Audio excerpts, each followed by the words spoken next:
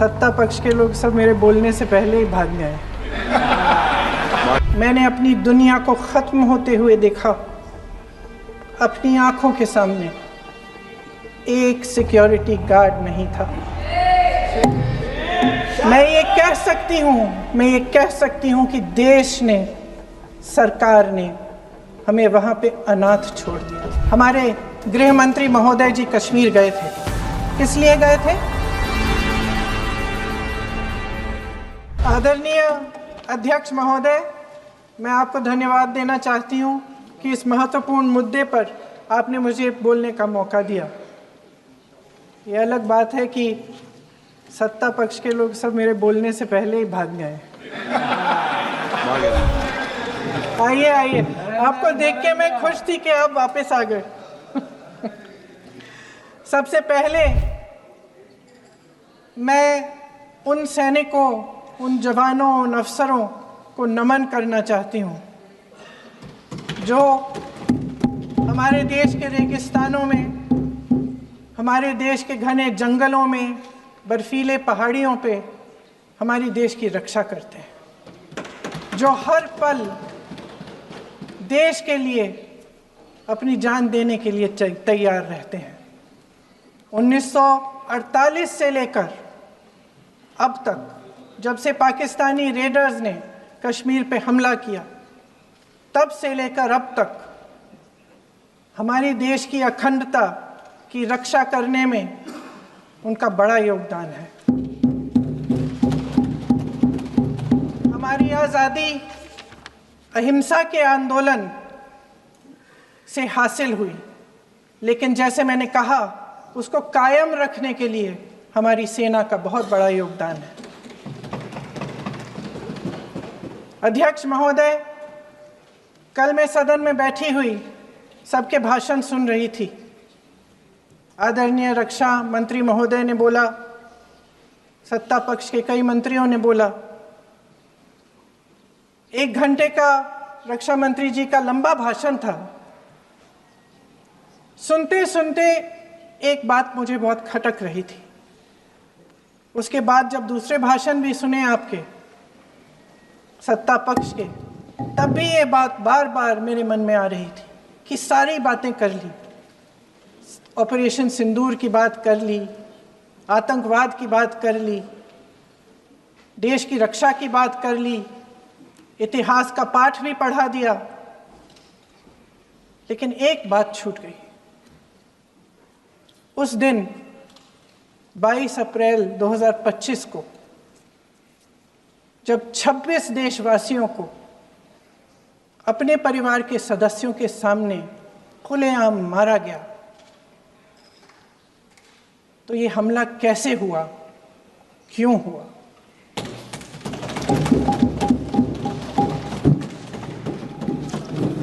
अध्यक्ष महोदय, ये लोग बैसारन वैली में, पहलगाम के पास कश्मीर में क्या कर रहे थे? आजकल पब्लिसिटी का दौर है, प्रचार का ज़माना है। कुछ समय से हमारी सरकार ये प्रचार कर रही थी कि कश्मीर में आतंकवाद ख़त्म हो गया है, कि कश्मीर में शांति है, अमन चैन है। प्रधानमंत्री जी ने खूब भाषण दिए, देशवासियों को कहा कि चलिए कश्मीर चलिए, सैर करिए। कई बार मैंने ये भी देखा मीडिया पर, टीवी पर, कि कश्मीर जाइए, ज़मीन खरीदिए, अब वहाँ अमन चैन है, शांति का वातावरण है। इसी बीच शुभम द्विवेदी, एक कानपुर के नौजवान, और उनके पूरे परिवार ने तय किया कि वो कश्मीर जाएंगे। शुभम द्विवेदी की 6 महीने पहले शादी हुई थी। उसकी पत्नी ने कहा कि उनके बीच एक ऐसा रिश्ता था, प्रेम और दोस्ती का ऐसा रिश्ता था कि वो एक दूसरे को बच्चों की तरह हंसाते थे। सोशल मीडिया पर एक वीडियो भी जारी है जिसमें पूरा परिवार एक साथ बैठा हुआ ताश खेल रहा है और ऐसे हंस रहे हैं कि उस वीडियो को देख के किसी का भी दिल टूट जाए कि इस परिवार को इस तरह से उजड़ने क्यों दिया हमने। 22 अप्रैल 2025 को बैसारन वैली में मौसम का मिजाज अच्छा था। जैसे हर रोज़ लगातार 1000 से 1500 लोग वहाँ पहुँचते थे, उसी तरह से उस दिन भी तमाम पर्यटक वहाँ पहुँचे। वहाँ का रास्ता आसान नहीं है अध्यक्ष महोदय जी, जंगल से जाना पड़ता है, पहाड़ों के बीच जाना पड़ता है, घोड़े से जाना पड़ता है। ये परिवार वहाँ पहुँचे, मौसम सुहाना था, उनके बच्चे ट्रैम्पोलिन पे खेल रहे थे, कोई जिपलाइन कर रहा था, कोई चाय पी रहा था, तो कोई कश्मीर की सुंदर वादियों की ठंडी हवा का मज़ा ले रहा था। शुभम अपनी पत्नी के साथ एक स्टॉल पे खड़े थे। तभी अचानक 4 आतंकवादी जंगल में से निकलते हैं और शुभम को वहीं अपनी पत्नी के सामने मार डालते हैं। उसके बाद वे वहाँ से पूरे वैली में 1 घंटे के लिए लोगों को चुन चुन कर मारते हैं। किसी के पति को अपनी पत्नी के आंखों के सामने, किसी के पिता को अपने बेटे के सामने, चुन चुन कर 26 लोगों को मार डालते हैं। शुभम की पत्नी घबराकर वहां से भागने की कोशिश करती है, अपनी जान बचाने के लिए जंगल की तरफ दौड़ती है। वहां पता चलता है कि तमाम लोग जंगल की तरफ दौड़े हैं और अपनी जान बचाने की कोशिश कर रहे हैं। कोई अपने बेटे का हाथ पकड़ के पहाड़ों पर घसीटता हुआ जा रहा है, कोई कश्मीरी घोड़े वालों और गाइडों की मदद लेते हुए चले जा रहा है। कोई रास्ता नहीं है, कोई तरीका नहीं है, लेकिन किसी न किसी तरह से शुभम की पत्नी के शब्दों में किसी ऐसी शक्ति ने हमको बचा कर रखा कि हमें किसी न किसी तरह से हम अकेले नीचे पहुंचे। और मैं उनके लफ्ज़ पढ़ना चाहती हूँ, क्योंकि उन्होंने कहा कि इस पूरे समय जब 1 घंटे के लिए चुन चुन कर भारतीय नागरिकों को मारा जा रहा था, इस पूरे समय उसे एक सुरक्षाकर्मी नहीं दिखा, एक सैनिक नहीं दिखा।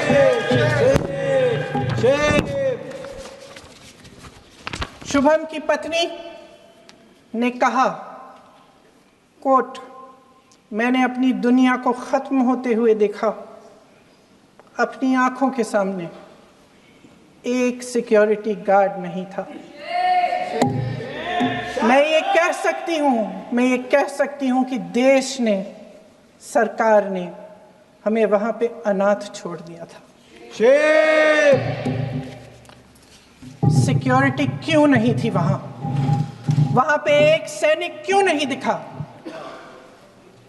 क्या सरकार को मालूम नहीं था कि यहाँ रोज 1000 से 1500 पर्यटक जाते हैं?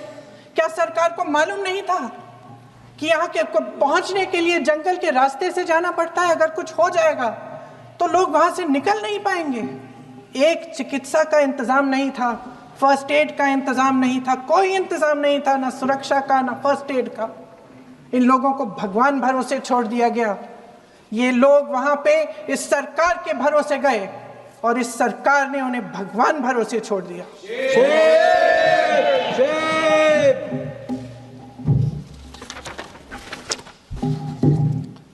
मैं पूछना चाहती हूँ, ये किसकी जिम्मेदारी थी? इस देश के नागरिकों की सुरक्षा की जिम्मेदारी किसकी है? क्या इस देश के प्रधानमंत्री की नहीं है? क्या इस देश के गृह मंत्री की नहीं है? क्या इस देश के रक्षा मंत्री की नहीं है? क्या एनएसए की नहीं है? अध्यक्ष महोदय, पहलगाम हमले से सिर्फ 2 हफ्ते पहले हमारे गृह मंत्री महोदय जी कश्मीर गए थे। किस लिए गए थे? जो सुरक्षा की व्यवस्था है, इसको देखने के लिए गए थे, इसको रिव्यू करने के लिए गए थे। और उन्होंने वहां कहा कि आतंकवाद पर विजय प्राप्त हुई है। ये 2 हफ्ते पहले है। 3 महीने बाद जेएनके के गवर्नर साहब एक आम इंटरव्यू में ऐसे ही चलते चलते कह देते हैं कि हाँ, बैसारन वैली में बहुत लापरवाही हुई और इसके लिए मैं जिम्मेदारी लेता हूँ। ऐसे ही चलते चलते, और वो बात होती है, ख़त्म भी वहाँ होती है और वहीं ख़त्म हो जाती है। उनसे जिम्मेदारी ली भी नहीं जाती, कोई सवाल नहीं उठाता, कोई जवाब नहीं देता। अध्यक्ष महोदय, उस हमले की जिम्मेदारी एक आतंकवादी गुट जिसका नाम TRF है थोड़े दिनों बाद लेती है। कौन है ये TRF? 2019 में ये गुट बना। 2020 में इसने कश्मीर में आतंकवाद का काम शुरू कर दिया और 2020 अप्रैल 2020 से लेकर 22 अप्रैल 2025 तक इन्होंने 25 आतंकवादी हमले किए। गृह मंत्री महोदय ने जब यूपीए सरकार के समय के आतंकवादी हमले गिने तो लगभग 25 गिनवाए थे अभी अपने भाषण में। इस गुट ने कश्मीर में 25 हमले 2020 और 2025 के अंदर एक पूरी लिस्ट है इन हमलों की। मेरे पास इतना समय नहीं है इसलिए मैं एक एक को नहीं पढ़ना चाहती, लेकिन मैं इतना कहूंगी कि इनमें रियासी का हमला भी था 2024 का, जिसमें 9 लोग मारे गए और 41 लोग घायल हुए। कुल मिलाकर 2020 से लेकर 22 अप्रैल 2025 तक TRF ने 41 सेना और सुरक्षा कर्मियों की हत्या की, 27 सिविलियन की हत्या की और 54 लोगों को घायल किया था। भारत सरकार ने TRF को आतंकवादी संगठन का दर्जा कब दिया? 2020 में दिया, 2021 में दिया, 2022 में दिया, 2023 में दिया। 3 साल बाद, 3 सालों के लिए ये आतंकवादी गतिविधियां कर रहे हैं और आप इनको आतंकवादी संगठन तब कहते हैं 2023 में। इसकी क्या वजह थी? ये सब सरकार के संज्ञान में था और आप मुझे बताना चाहते हैं, सत्ता पक्ष के नेता बताना चाहते हैं कि ये सब आपके संज्ञान में था, लेकिन कोई भी एक ऐसी एजेंसी नहीं है हमारी सरकार की जिसको पता चला कि ऐसा हमला, ऐसा भयानक हमला होने जा रहा है हमारे देश में, कि पाकिस्तान में बैठे हुए इस हमले की योजना बन रही है कि हम भारत जाके हैवानियत करेंगे, 26 लोगों को मार डालेंगे और हमें पता ही नहीं है। क्या ये हमारी एजेंसियों की विफलता है कि नहीं है? ये बहुत बड़ी विफलता है, ये एक बहुत बड़ी विफलता है। जानते थे कि ये गुट है, जानते थे कि 5 सालों से ये आतंकवादी हमले कर रहा है, अध्यापकों को मारा, आर्मी के बड़े बड़े अफसरों को मारा, आम जनता को मार डाला, पुलिस वालों को मार डाला, और आप इन पे निगरानी नहीं रख रहे थे। और ये जो एजेंसियां हैं इनकी जिम्मेदारी कौन लेगा? क्या IB चीफ ने अपना इस्तीफा दिया? क्या किसी ने इस्तीफा दिया?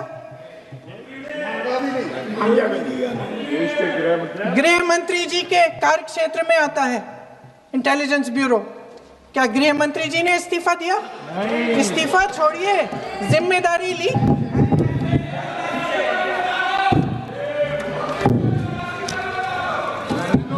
साहब देखिए, इतिहास की बात आप करिए, मैं वर्तमान की बात करना चाहती हूँ। आपको तो एक बहाना चाहिए, आपको तो एक बहाना चाहिए। पूरे परिवार का नाम गिनवा देते हैं। अरे अपनी जिम्मेदारी खुद लीजिए। 11 सालों के लिए तो सत्ता में आप हैं। अभी नेहरू को छोड़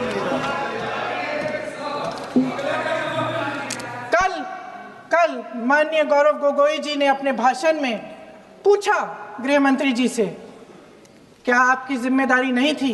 मैं देख रही थी। राजनाथ जी, रक्षा मंत्री जी यूं यूं अपना सर हिला रहे थे, कुछ बोले नहीं। अंदर से महसूस हुआ होगा कि यहाँ कुछ जिम्मेदारी थी, लेकिन माननीय गृह मंत्री महोदय जी हंस रहे थे, वे हंस रहे थे।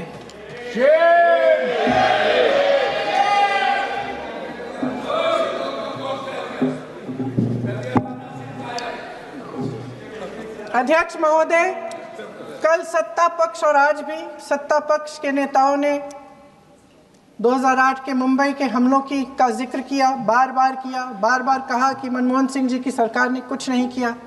ये तो जानकारी होगी ना कि उसी समय जब वो आतंकवादी हमला चल रहा था तभी उन आतंकवादियों को मार डाला था, एक बचा था और उसको भी फांसी दे दी थी 2012 में। महाराष्ट्र के मुख्यमंत्री ने इस्तीफा दिया, देश के गृह मंत्री ने जिम्मेदारी लेकर इस्तीफा दिया। एक जवाबदेही थी पब्लिक के प्रति, एक जवाबदेही थी इस देश की जनता के प्रति, इस देश की धरती के प्रति।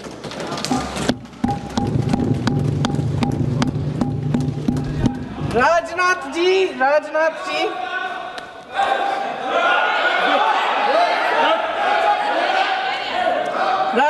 जी तो पुलवामा, उरी और पठानकोट के समय गृह मंत्री रहे थे। आज वे रक्षा मंत्री हैं और हमारे गृह मंत्री महोदय श्री अमित शाह जी के नाक के नीचे पूरा मणिपुर जल गया, दिल्ली में दंगे हुए, पहलगाम में हमला हुआ और आज भी वे उसी पद पर बैठे हैं। क्यों? अध्यक्ष महोदय, बमबारी से अखबारों के हेडलाइन बनते हैं, मगर कहानी सुरक्षा में की चूक में भी है। आज देश खोखले भाषण नहीं सुनना चाहता, देश जवाब चाहता है, तसल्ली चाहता है कि सच उससे छिपाया नहीं जाएगा। देश जानना चाहता है कि उस दिन अप्रैल 22, 2025 को क्या हुआ और क्यों हुआ। आप तो खुद अपनी पीठ थपथपाने में लगे रहते हैं। सेना, देश, संसद से सच छुपाते हैं। ऑपरेशन सिंदूर जब शुरू हुआ, हम सब ने समर्थन किया, सब एकजुट होकर खड़े हो गए इस देश के लिए। दोबारा होगा, दोबारा खड़े हो जाएंगे। अगर हमारे देश पे हमला होता है तो यहाँ इस सदन में किसी भी पार्टी का हो, कोई भी हो, सब आपका समर्थन करेंगे। और हमें अपनी सेना पर गर्व है कि उन्होंने इस बार भी दृढ़ता से लड़ाई लड़ी, धैर्य से लड़ाई लड़ी, वीरता से लड़ाई लड़ी। लेकिन इस ऑपरेशन का सिंदूर का क्रेडिट, उसका श्रेय तो हमारे प्रधानमंत्री जी चाहते हैं। सही भी है, ठीक है, सही है, श्रेय ले। ओलंपिक्स में हमारा मेडल आता है, उसका भी श्रेय लेते हैं, लेकिन सिर्फ श्रेय लेने से नहीं होता नेतृत्व, जिम्मेदारी भी लेनी पड़ती है।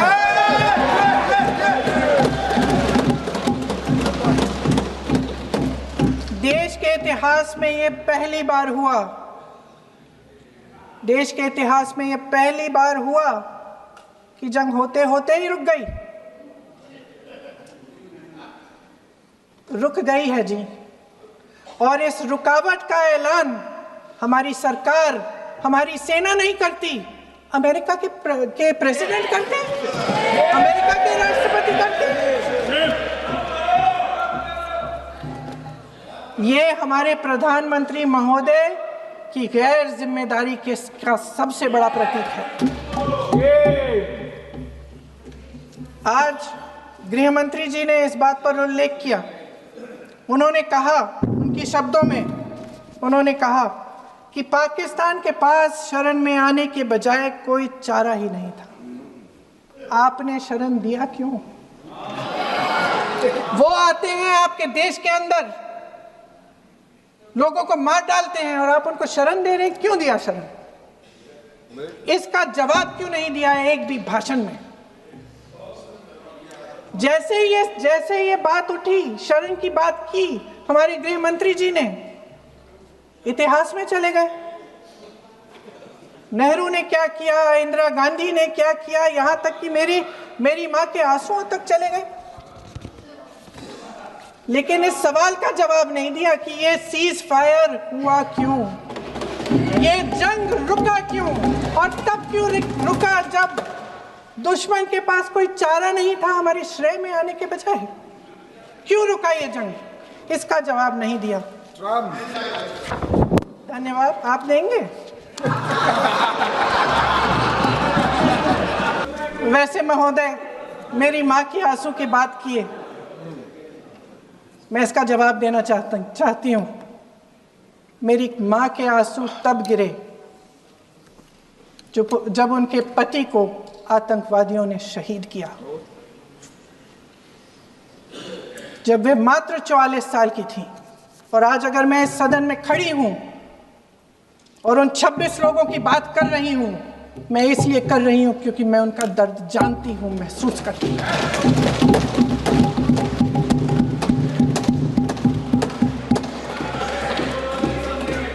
अध्यक्ष महोदय, मैंने कहा कि देश का नेतृत्व सिर्फ उपलब्धियों का श्रेय लेने से मजबूत नहीं होता। सफलता और विफलता दोनों की जिम्मेदारी लेने से बुलंद होता है। ये सोने का ताज नहीं है, कांटों का ताज है। अध्यक्ष महोदय, जब सरकार झूठी और कायर हो तो वे बहादुर से बहादुर सेना के साहस और पराक्रम को भी कमजोर कर देती है। देश को प्रतिशोध के साथ साथ सबके प्राणों की रक्षा का प्रण चाहिए। सेना की शक्ति के साथ सरकार की सच्चाई भी चाहिए। महान देशभक्त शहीद इंदिरा गांधी जी, जिन्होंने सफल कूटनीति के बल पर अमेरिका के राष्ट्रपति निक्सन का मुकाबला करके पाकिस्तान का विभाजन करवाया, बांग्लादेश बनाया, 1 लाख पाकिस्तानी सैनिकों को आत्मसमर्पण करने पर मजबूर किया, उन्होंने कभी इसका श्रेय लेने की कोशिश नहीं की। ऑपरेशन सिंदूर का मकसद अगर पाकिस्तान को सबक सिखाना था तो शायद ये मकसद अभी अधूरा है, क्योंकि हमारी कूटनीति विफल रही है। इसका प्रमाण यही है कि ऑपरेशन सिंदूर के बाद एक पाकिस्तानी जनरल, जिसके हाथ खून से रंगे थे, अमेरिका के राष्ट्रपति के साथ बैठकर लंच खा रहे थे। अगर ऑपरेशन सिंदूर का मकसद आतंकवाद को खत्म करने का था तो पाकिस्तान को संयुक्त राष्ट्र के आतंकवाद विरोधी समिति का अध्यक्ष चुने जाने से इस मकसद को धक्का लगा है। इसकी जिम्मेदारी कौन लेगा? क्या हमारे प्रधानमंत्री लेंगे? क्या उनमें ये हिम्मत है? नहीं है। अगर इस ऑपरेशन के दौरान हमारे जहाजों का नुकसान नहीं हुआ तो सदन में इसे साफ साफ कहने से क्या डर है? क्यों नहीं कहा है? कल भी रक्षा मंत्री जी ने कहा कि हमारे इंफ्रास्ट्रक्चर का नुकसान नहीं हुआ, तो जहाज़ों के बारे में भी बता दें, साफ साफ बता दें, क्या हर्ज है? सच्चाई तो है। सवालों से बचने के लिए ये सरकार हमेशा प्रयास करती है। इसकी राजनीतिक कायरता बेमिसाल है। देशवासियों के प्रति जवाबदेही का एहसास ही नहीं है। सच्चाई ये है कि इनके दिल में जनता के लिए कोई जगह नहीं है। सब राजनीति है, सब पीआर है, सब प्रचार है, सब पब्लिसिटी है। देश की जनता के लिए आपके हृदय में कुछ नहीं रहा। बहुत समय हो गया है आप इस प्रचार में ही लिप्त हैं, जनता को देख नहीं पा रहे हैं। जी माननीय, जो पहलगाम में हुआ, खत्म करती हूँ, जो पहलगाम में हुआ उससे हर एक देशवासी के दिल पे चोट पहुंची है। हिमांशी नारवाल की गुहार ने हम सबको शर्मिंदा किया है। इसीलिए मैं आज यहाँ खड़े हुए एक आखिरी बात करना चाहती हूँ।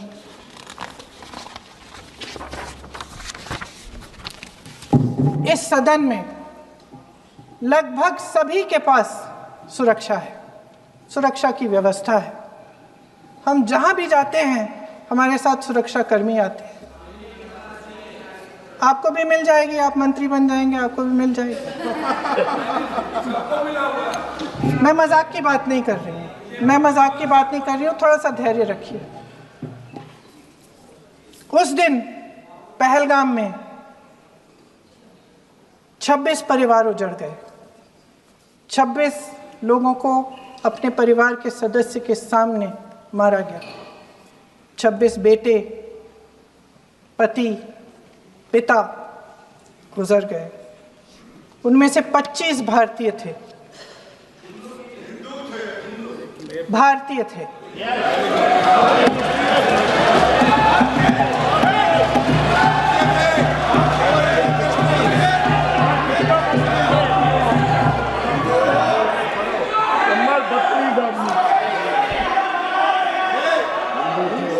कुछ सीखो भैया। जितने भी लोग बैसारन वैली में थे और जो 25 भारतीय मारे गए, उनके लिए कोई सुरक्षा नहीं थी, कोई सुरक्षा नहीं थी।